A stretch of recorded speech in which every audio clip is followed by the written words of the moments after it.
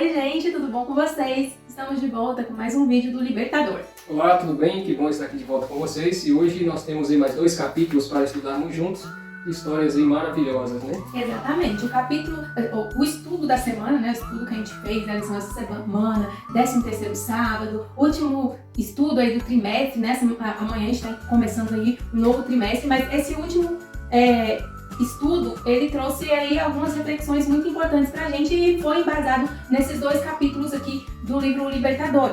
E a gente tem aqui o capítulo 34, né, que é o primeiro capítulo de estudo dessa semana, e temos 35. O 34 tem o título Jugo Suave e Fardo Leve. Quando a gente vê, assim, na lição da semana, não tem nada, não tá trazendo assim, muita coisa a respeito disso, mas as histórias que a gente vai ver a seguir, elas comprovam aquilo que é revelado aqui no texto de Mateus, capítulo 11, verso 28, quando Jesus diz: venham a mim todos que estão cansados e sobrecarregados, e eu lhes darei descanso. Então, nesse capítulo 34 aqui, a gente, né, Ellen White vem trazendo pra gente a reflexão de que quando a gente tenta fazer as coisas por nossas próprias forças, resolver as coisas com a nossa própria capacidade, a gente acaba sendo sempre indo mal, não dá certo. Não consegue resolver, né? Tem coisas que a gente quer resolver do nosso jeito, e aí a gente vai lá lutando até dar errado, a gente percebe que não tem jeito mesmo. Exatamente, e aí é quando Jesus fala que a gente deve deixar que Ele carregue os nossos fardos, né? Ele fala: venha a mim todos aqueles que estão sobrecarregados, que não estão aguentando carregar os próprios fardos. E aí ele fala que vai nos aliviar, porque o jugo dele é suave, o seu fardo é leve. E aí a gente, no capítulo 35, a gente tem 2 histórias que, na verdade, são 2 histórias que vai nos mostrar que as pessoas lutaram com suas próprias forças e não deu certo. E só quando colocou, né, os seus fardos aos pés de Jesus, aí sim eles puderam ser libertos, puderam ser salvos. Jesus resolveu a situação. E aí a gente tem o capítulo 35, que tem o título Acalma-se a Tempestade, que aí a gente tem essa primeira situação. A gente estudou na semana passada, ali Jesus pregando para as pessoas. Deixa eu abrir aqui minha lição. Mas eles estavam ali nesse momento com os discípulos reunidos com Jesus e eles decidiram atravessar o Então, eu ia falar Mar da só, Galileia. a semana passada a gente estudou que Jesus realizou vários milagres. O povo ficava todo mundo atormentando, indo atrás de Jesus, onde Jesus ia uma grande multidão. E aí ele realizou alguns milagres, e dentre esses milagres, a cura do servo do oficial romano, né, do centurião romano.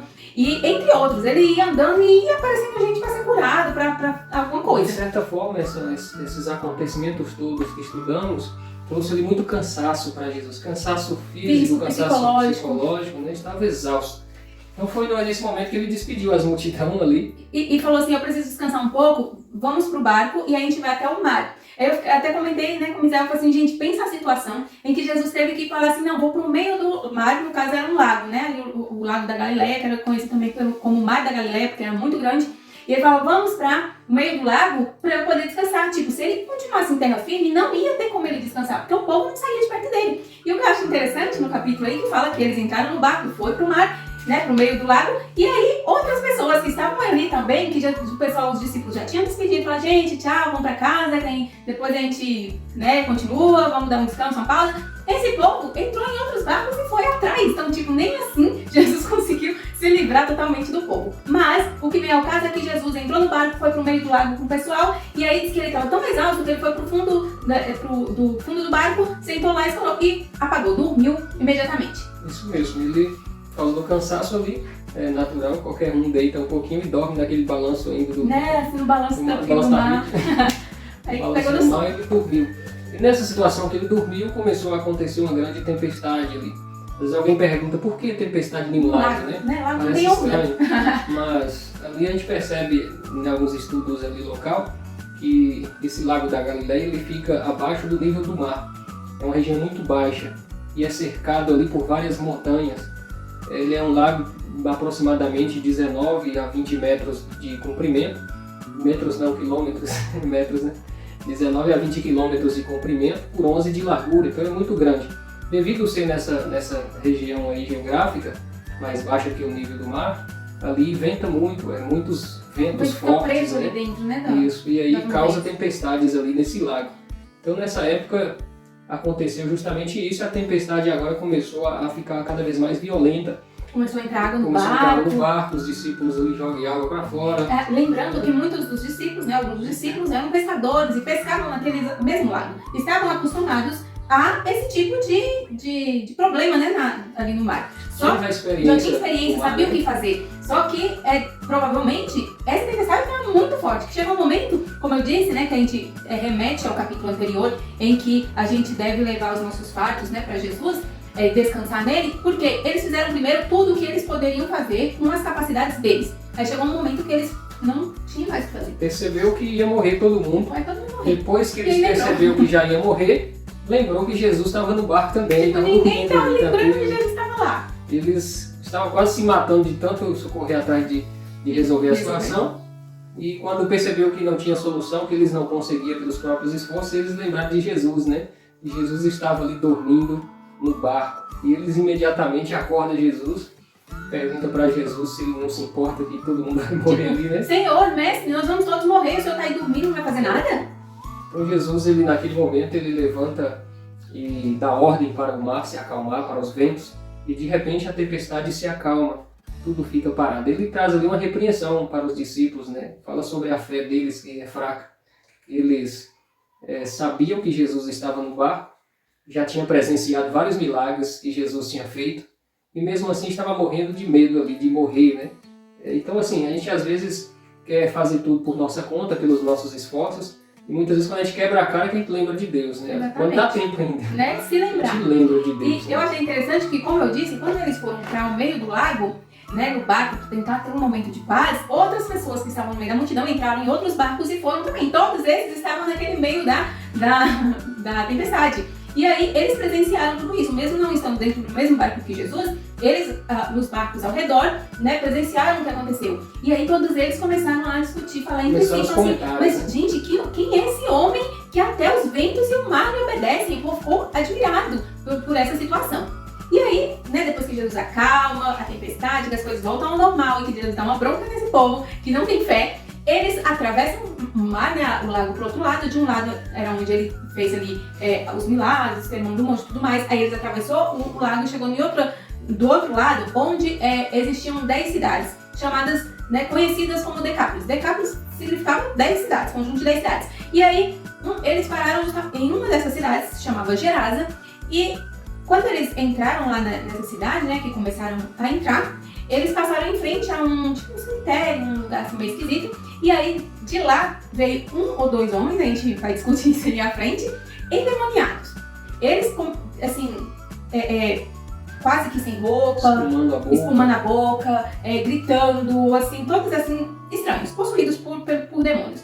Eles começaram a se aproximar. Quando os discípulos viram aquilo, né, falaram assim, meu Deus, o que é aquilo? Aqueles homens, e aí começaram a correr, voltando pro barco. Quando eles estavam lá, voltando pro barco, eles falaram, cadê Jesus? Jesus não estava com eles. Aí eles voltaram de novo lá para onde tinha encontrado esses homens. E aí os homens estavam se aproximando de Jesus e Jesus estava parado. Em vez de sair correndo e fugir também igual os outros, Jesus não fugiu e ficou lá. E aí que desenrola uma outra situação em que só Jesus poderia resolver. Muito bem, essa história ela se encontra no livro de Marcos, mas também ela se encontra em Lucas, né? E há um pouquinho de diferença aí, né, nessa história. Acreditamos que seja a mesma, mas o escritor, ao escrever, um escreveu um pouquinho diferente do outro, né? Lucas, ele menciona que era um endemoniado, e esse endemoniado quebrava as correntes, ele fugia, as pessoas prendiam ele quebrava as correntes, fugia, dormia no cemitério, não usava roupa, né? E Marcos já menciona 2 endemoniados, praticamente a mesma história, mas tem esse detalhe aí, ou foi um ou foi 2, né? Aconteceu, agora não sabe se é um homem só ou se é um acrescentou mais detalhes e o outro não. Então aqui, o que o livro está contando é baseado em Marcos, que fala sobre os 2, né? Que vieram até Jesus. Jesus pergunta o nome deles, eles dizem que são legião, né? Porque eram muitos. E se a gente for estudar na história, a gente sabe que esse período histórico em que Jesus está vivendo ali naquela região, toda aquela região era dominada por Roma, né? Os romanos, que eram uma potência, né, dominadora de várias cidades, de vários locais ali. Então, quando esse, né, demônio e tal fala através desses homens e diz que se chamava legião, ele estava fazendo referência a um destacamento. A linguagem da época. Legião. E legião era um destacamento romano composto por 6.000 soldados. Então, eu não vou falar que tinha 6.000 demônios no homem, Mas ele fez uma comparação que eles eram muitos, comparado a uma legião de soldados romanos. Isso mesmo. Aí se os homens chegam espumando, enlouquecidos ali, os discípulos Sai correndo. saem tudo correndo com medo, né? Eu também correria, não vou criticar. Eles correram, entraram nos barcos para ir embora. Ai, quando Olhou de lado e percebeu, cadê Jesus? Jesus não estava não, voltou. Chegou lá, Jesus estava lá. Em frente àqueles dois endemoniados. E eles tiveram agora que ficar ali, porque Jesus não correu. E Jesus agora, ele, ao te conversar ali, tentar falar com aqueles homens, mas quem respondia eram os espíritos maus, ele deu ordem para que aqueles espíritos maus saíssem daqueles homens. Antes de você continuar, uma coisa que me chamou a atenção, que Ellen White, ao descrever essa história, ela diz que aqueles homens, quando perceberam quem é que estava chegando na cidade, eles estavam desesperados por libertação. Eles queriam ajuda.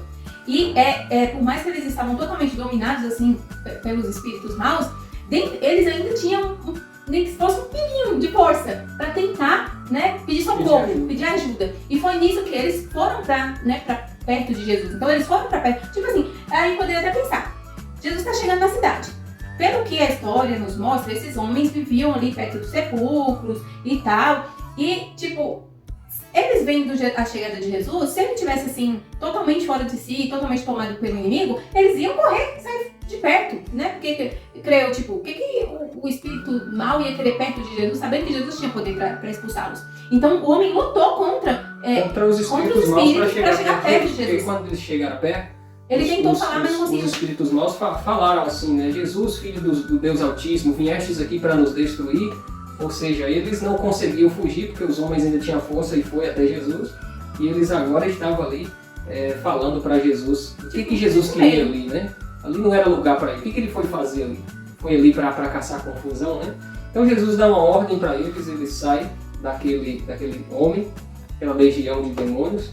E eles, conforme o livro de Lucas, eles pedem autorização para entrar nos porcos que estavam pastando ali por perto. Isso parece uma coisa meio esquisita, mas é uma história que eu tenho uma ideia do porquê Jesus, não sei se você vai concordar, mas enfim, tipo, Jesus fala, sai, né, desse corpo que não te pertence. E aí eles falam assim, então, beleza, a gente sai, mas deixa a gente entrar nos porcos, aqui tem ali uns porcos passando, deixa a gente entrar neles. Jesus podia falar assim, não vai entrar em nada, sai, passa fora. Mas não, Jesus deixou eles entrar nos porcos, e aí o que acontece? E aí os porcos ficaram enlouquecidos, pularam tudo dentro do mar da Galileia e morreram todos afogados, né? E ali a Bíblia menciona que era uma manada de porcos. A gente percebe que manada também, usado para animais, é um grupo muito grande. E entraram em todos, né? A gente percebe que eram muitos espíritos maus, né? E os porcos morreram.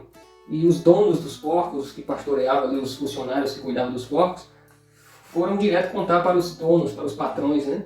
Com medo de ser responsabilizado, né, pela perca dos porcos. Exatamente. E eles ficaram furiosos, cheios de medo, mas também chateados, porque perdeu ali a sua renda, né, a sua fonte de renda, que era a criação de porcos. E aí foi tirar a satisfação de Jesus. Foram lá conversar e pediu Jesus para cair fora dali. Eles ficaram com medo. Tipo assim, eu não só dando prejuízo. Chegou aqui agora dando não quiseram brigar, porque ficaram com medo ao ver agora havia dois ex-endemoniados em perfeito juízo. Muita gente viu isso acontecendo, então eles viram que era alguém poderoso que estava ali, eles ficaram com medo, mas por causa do seu prejuízo, eles mandaram Jesus embora. Olha, cai fora daqui, já nos deu um prejuízo demais, e Jesus não questionou com eles ali. Aqui a gente percebe o ser humano como é que é, né? Estava ali o dono da vida, o salvador da humanidade, o dono de tudo na frente deles, e eles estavam trocando por porcos, né? Ou seja, estavam tão chateados pelos porcos que preferiam mandar Jesus embora ali da presença deles. E é aí que entra assim o que eu imagino que aconteceu, porque que Jesus fez o que os demônios lá pediram. Jesus poderia ter falado assim, não, vocês não vão entrar em coisa nenhuma e vai embora. Mas ele permitiu que eles entrassem nos porcos e que acontecesse tudo isso, que esse prejuízo acontecesse e que esses homens ficassem com raiva dele e mandassem ele embora. E aí eu fico pensando assim, tudo que Jesus faz, Jesus não fazia nada assim por fazer. Tudo que ele fazia tinha um propósito. Né? Ele fazia, Jesus é Deus, ele sabe o futuro, ele sabe tudo o que vai acontecer, as consequências de cada ato. Então, tudo que ele fazia era com propósito. E eu imagino que Jesus permitiu que isso acontecesse por algumas razões. Primeiro, ele não ia continuar nessa cidade. Você percebeu que ele atravessou o mar, curou esses homens e ele vai voltar embora e não vai fazer mais nada nessa cidade. Então ele só foi lá pra isso. Ele foi lá, fez o que ele tinha que fazer. Foi pra causar um impacto tão grande. Exatamente, pra a região toda, né? Chegou, causou e foi embora. Então, tipo, na minha opinião, essa é a primeira coisa. Ele fez isso porque tinha que causar esse impacto, essas pessoas, tinha que chamar a atenção dessas pessoas de alguma forma para o que estava acontecendo ali, e ele não precisava ficar naquela cidade. Então, os outros iam expulsar ele, mas ele já tinha feito o que ele tinha que fazer. E outra, que deixa para nós até hoje, a gente está lendo essa história aqui mais de 2000 anos depois, e eu acho que isso aí é uma lição, para que a gente reflita, é uma reflexão para nós, de se a gente está colocando coisas no lugar de Jesus, dando mais importância a coisas materiais, a finanças, ao que for, do que a Jesus. Por exemplo, esses homens, eles tinham ali o Deus Altíssimo na presença deles, e eles não quiseram mandar embora porque Jesus tinha causado um prejuízo financeiro para eles. Quantas vezes muitas pessoas rejeitam o evangelho porque vão ter algum tipo de prejuízo? Ou vão ter um prejuízo financeiro, às vezes a pessoa trabalha no sábado. Se ela for aceitar a mensagem, se ela for aceitar a lei de Deus, ela vai ter que sair do trabalho, talvez ficar um tempo desempregada até encontrar o trabalho. Ou ela é comerciante, ela vai ter que fechar o comércio dela no dia de sábado, ela vai ter um prejuízo financeiro. Quantas pessoas têm rejeitado Jesus para não ter esse tipo de prejuízo? E não é só prejuízo financeiro. Tem, sei lá, um namorado, ou família, ou a roupa que você usa, o uso de joias, ou várias coisas que às vezes a gente não quer abrir mão, porque a gente acha que isso é um prejuízo. E a gente não para pensar assim, gente, que prejuízo é esse perto do Senhor, Salvador? Né? Seja, tipo, que prejuízo é esse? Você está deixando um pouquinho de miséria que você tem para andar com quem é dono de tudo, né? Você está ganhando tudo. Você não está perdendo nada. Então eu acho que Jesus fez isso também para que a gente refletisse ainda hoje, e mais anos aí que virão, enquanto ele não volta, cada geração possa refletir e aprender com essa história. Aqueles homens ali que foram libertos, diz a história que eles ficaram naquela cidade, eles testemunharam do que Jesus tinha feito naquelas 10 cidades ali. Porque no caso, quando Jesus acabou de fazer um milagre, ele estava indo embora e eles pediram para ir com Jesus. E aí Jesus falou assim, não, fica e conta para todas as pessoas o que Deus fez por você. E aí eles foram contando, testemunhando. De certa forma, Jesus tinha causado um impacto tão grande, e quando aqueles homens falavam, foi aquele homem lá dos porcos lá que nos curou, que nos libertou. Todo mundo já sabia o nome, já sabia que era Galileu. E eles conseguiram ali evangelizar somente com esse contato que teve com Jesus. Eles não teve assim nenhuma experiência a mais para conhecer as leis de Deus, conhecer regras não deu estudo para eles. Não teve tempo, mas eles testemunhou do que recebeu, ou seja, Jesus curou eles foi e falou para todo mundo o que Jesus fez, né? Às vezes a gente fica achando que para pregar o evangelho precisa ser um doutor em teologia, e não é isso. Você tem que testemunhar para as pessoas o que Jesus fez por você. Quem não fala nada é porque não fez nada. Como é que eu vou... Se eu não tenho nada para falar de Jesus, é porque ele não me transformou, ele não fez nada na minha vida, ou eu que não reconheço. Agora, quem reconhece que Jesus é tudo, que ele fez tudo, que ele nos salvou, aí não tem como ficar calado, não. Aí precisa ser dito para as pessoas, e diz a história que Jesus futuramente voltou algumas vezes naquela região, e as multidões voltaram para ele. Inclusive, a primeira multiplicação de pães e peixes foi naquela região, de mais de 5.000 homens, sem contar mulheres e crianças, vieram até ele devido ao testemunho desses ex-endemoniados pregando que essa multidão foi procurar Jesus. Então a gente percebe que numa região onde Jesus foi expulso, alguns meses depois ele voltou naquela região e, vamos contar, se mulheres e crianças, deve ter bem mais, gente. 11.000 pessoas, 11.000 pessoas devia estar presente para ouvir Jesus. Na mesma região, não foi na mesma cidade, mas foi na mesma região em que Jesus tinha sido expulso alguns meses atrás. Exatamente. Então fica aí um bom exemplo para nós, um testemunho, sabendo que se Jesus estiver no nosso barco, nós não precisamos ter medo, ficar apavorados, que Ele vai nos salvar, entendeu? Ele está conosco, não esqueçamos que Ele está conosco. Amém. Entendeu? Não tente fazer tudo sozinho, porque Ele está do seu lado aí, contigo. Basta invocar o nome dele, assim como os discípulos invocaram, ele vai socorrer. E também o exemplo desses dois ex-endemoniados. Vá para o mundo e conte o que Jesus fez por você. Conte para os seus amigos, vizinhos, colegas da escola, o que Jesus já fez por você, por sua família. E você vai ver que as pessoas também vão querer conhecer esse Jesus, porque eles querem também receber essas bênçãos, ser transformados. Amém. Deus te abençoe e te use grandemente. Amém. E para você já começar a ser um evangelista, aproveite e compartilhe esse vídeo com seus amigos. Com a oportunidade de você começar a evangelizar. E se você ainda não é inscrito no canal, inscreva-se aí, ó, ative o sininho, porque aí você vai receber todas as nossas notificações. Como eu já disse, compartilhe os vídeos, não só esse, mas os outros vídeos também. Segue a gente lá no Instagram e Facebook, porque a gente tem alguns outros conteúdos. Hoje o canal chegou a quantos inscritos? Gente, chegamos a 8 mil inscritos. Muito obrigada se você faz parte dessa família. Se você ainda não faz, faça para chegar nos 9. Então, eu quero agradecer a todos vocês que já estão inscritos aqui no canal. Compartilhe para que outras pessoas também conheçam. Eu fui, assim, volta e meia, a gente às vezes perde a noção de que o mundo é muito grande, que as pessoas não veem tudo. E aí, às vezes as pessoas novas que chegam aqui no canal falam assim, nossa, eu conheci o canal essa semana, tal, não sei o que, gostei. Eu comento com ele, nossa, é tão estranho, assim, é incrível. Saber que, tipo assim, tem tanta gente que ainda nunca ouviu falar da lição ilustrada, que às vezes querem ter um conteúdo, querem ter alguma forma de estudar a lição de uma forma diferente, mesmo se não é adolescente, gente. A gente tá estudando a Bíblia, isso é pra criança, adolescente, adulto, idoso, pra todo mundo. Então, se você puder, quiser, você pode. Clica aí, ó, e compartilha nos seus grupos para que muitas pessoas consigam ter acesso a esse conteúdo. E muito obrigada! A gente se encontra amanhã, a gente tem o início de novo trimestre de estudos da lição da Escola Sabatina, que tá muito legal, muito bonito. A gente vai ter aí uma nova vinheta, vai estar muito legal. Então, amanhã a gente começa aí e encontro com você. Muito bem, vamos orar. Querido Pai, obrigado pelo estudo de hoje. Aprendemos aqui várias lições para a nossa vida. Nos ajude a cada vez mais confiar no Senhor. Nos ajude a sermos missionários para levar a Tua palavra. É o que te pedimos e agradecemos em nome de Jesus. Amém. É isso aí, gente. Seja um missionário. Vamos pregar a palavra de Jesus para que ele volte logo. Valeu, queridos. Grande abraço aí para vocês e até a próxima, viu? Beijo. Tchau. Tchau.